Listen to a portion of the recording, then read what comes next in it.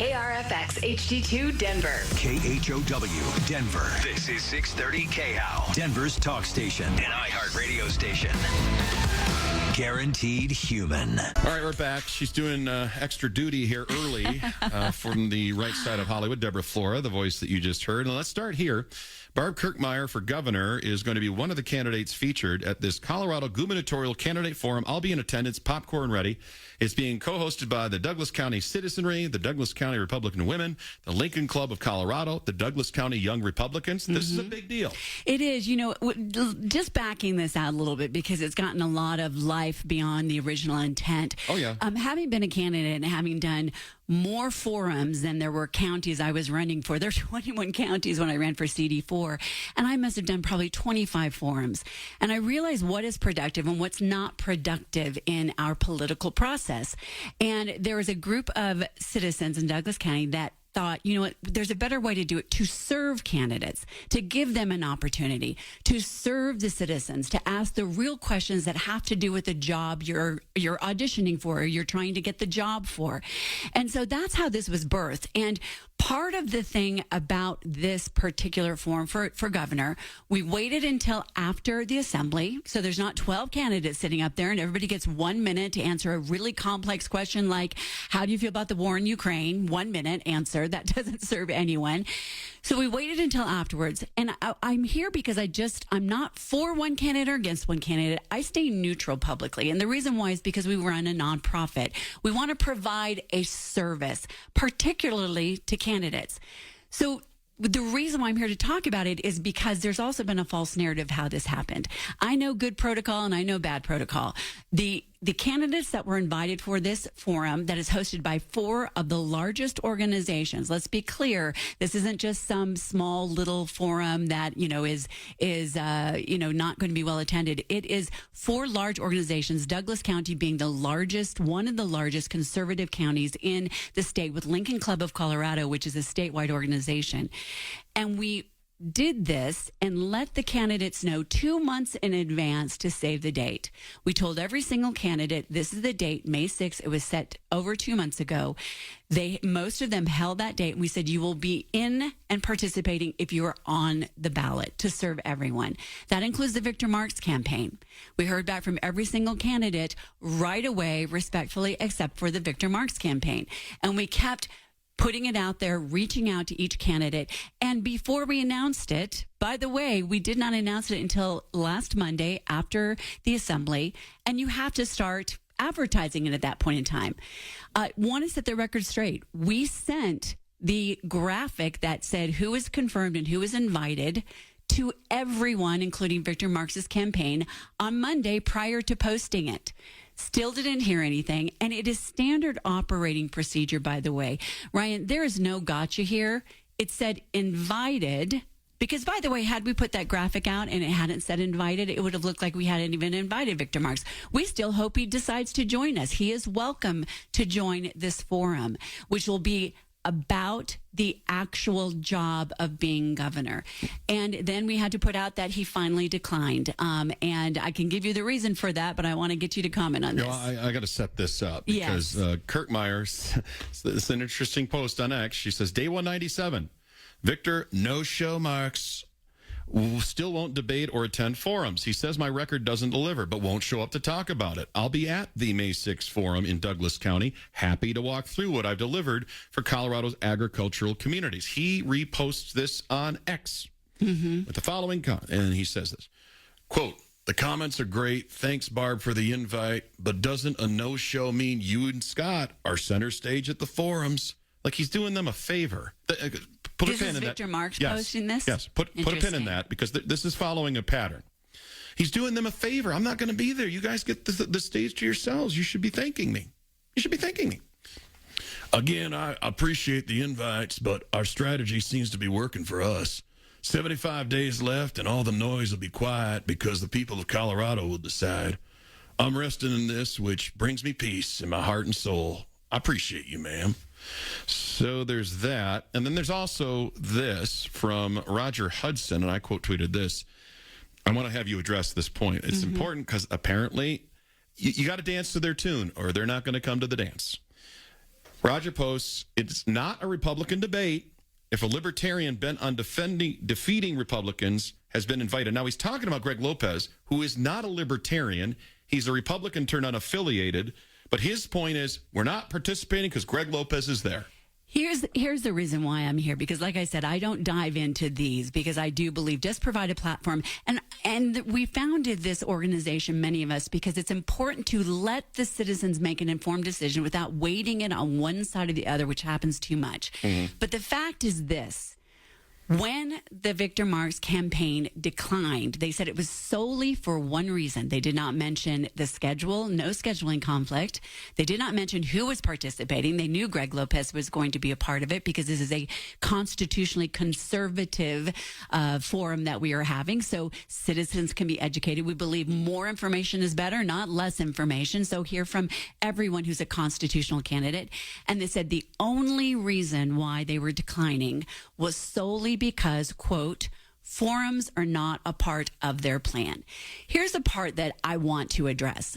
Our political system is broken. Oh, yeah. There may be a political strategy that may very well be working for this particular candidate.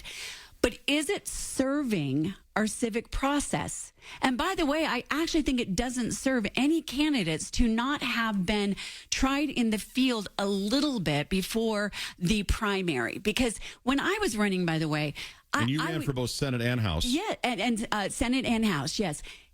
You know, Colorado is an incredibly diverse place. When I took part in forums, I learned more about water rights on the Eastern Plains, energy, gas and oil, because if you want to serve the people of a state that has all of these different lifestyles, all of these different industries, it hones it. And it may be serving the political strategy, as Victor Marx said in his tweet, but is it actually serving him as a candidate? Is it serving the citizens? Because having speeches is not the same as being asked about the water situation in Sterling, Colorado, and how that pours into the Front Range. Those are important issues. And I care more about serving citizens and making sure they have the information. And by the way, those in the camp of any candidate who chooses not to do anything prior to, let's say, a Kyle Clark forum, which is basically, by the way, you're debating Kyle Clark. You're not debating the issues of Colorado or another candidate. It doesn't serve the process well. And that is the thing that I think is the biggest issue here. You need to be able to say specifically what your policies and your positions are. I want to say one other thing. People compare this to Donald Trump, that he did not participate in forums. That was in his second campaign. Exactly. His first campaign, one of the most well-known individuals in the entire planet, and certainly in the United States of America, had the respect for citizens to do every single debate that came along. Yes, and when he spoke, he answered every single question for hours on end.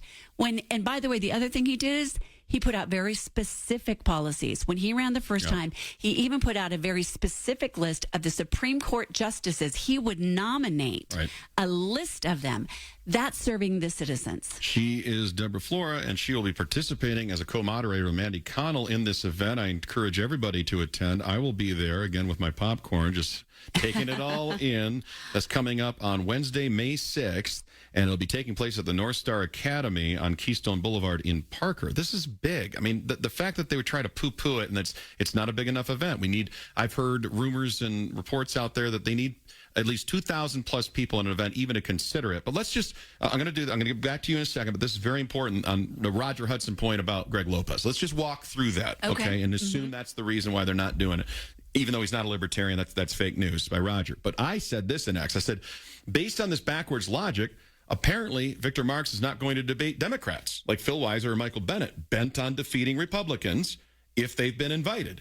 But then again, that was never part of the plan because I don't feel that Victor's running for governor. He's doing something else here. But I wanted you to respond to Lauren Boebert, your one-time rival in the 4th Congressional District, and what she had to say about the race. And this is just the isolated part where she's talking about Victor Marx and the forums.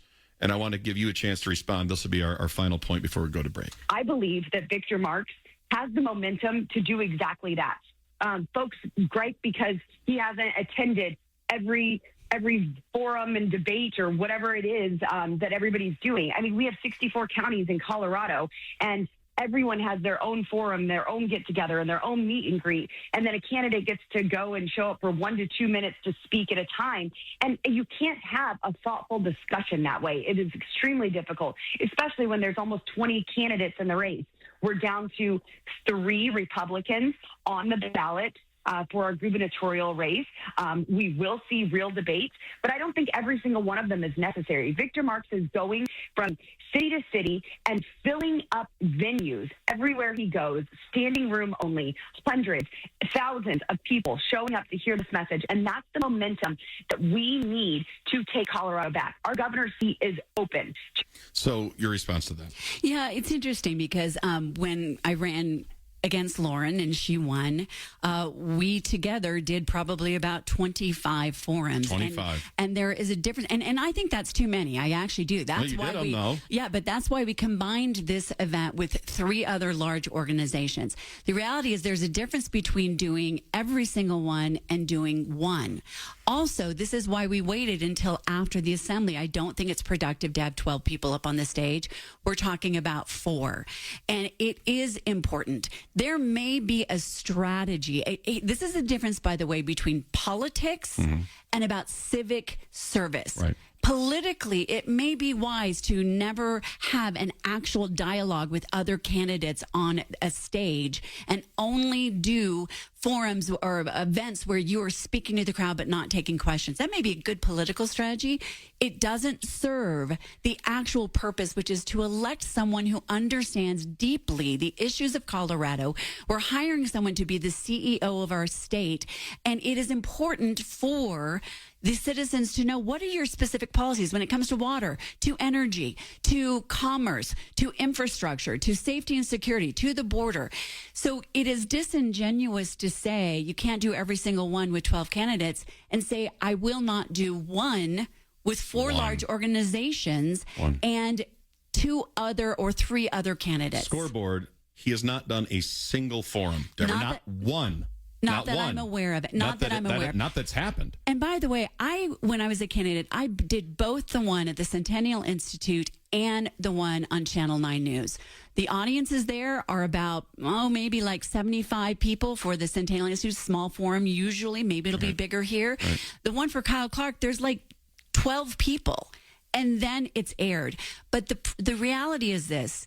And I would say this, and I said this to Victor Marx's campaign when they declined. I said, I would just say it is beneficial for any candidate to be able to ask questions on a forum that is constructive and based on not gotcha questions, which Kyle Clark usually does, but on the actual job of being governor. Mm-hmm. So it's disingenuous to say, you can't do everyone, but not even do one. Not even do one. Let's take the time. I'll come back. I got a comment from George Brockler, who's running a few races of his own, 23rd District Attorney. We'll have that and have Deborah comment on it to round out this hour of Ryan Shuiling Live.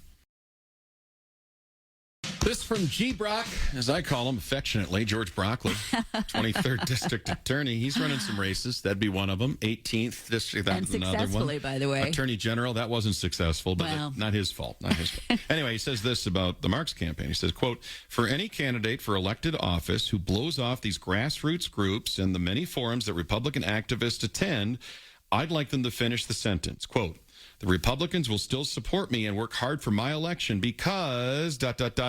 Great question. Great question.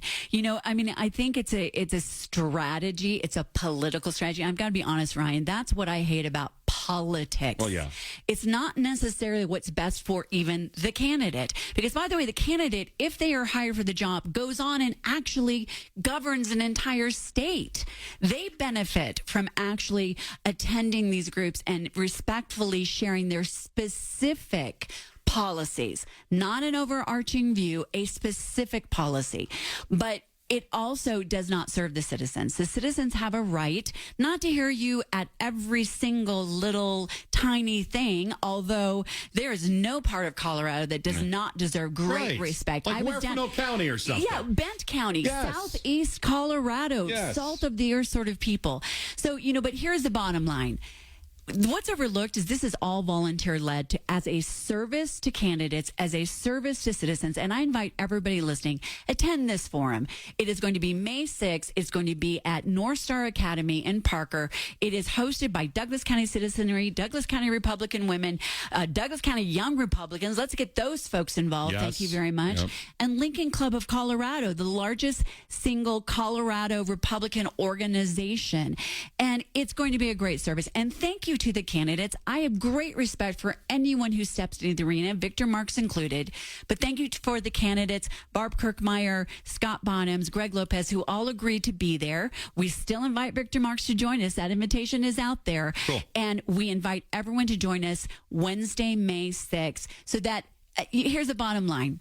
At the end of the day, our founding fathers said the key to a free republic is a well-educated citizenry. Yep. For every candidate willing to help citizens be educated on their specific policies, thank you to those candidates. Thank you to those who attend. It is the key to making sure that we keep our freedoms. She's Deborah Flora, co-moderating that event she just described with my good friend Mandy Connell over at KOA. And again, doors open 6, event begins at 6:30. I'll be there. It's Wednesday, May 6th, North Star Academy in Parker.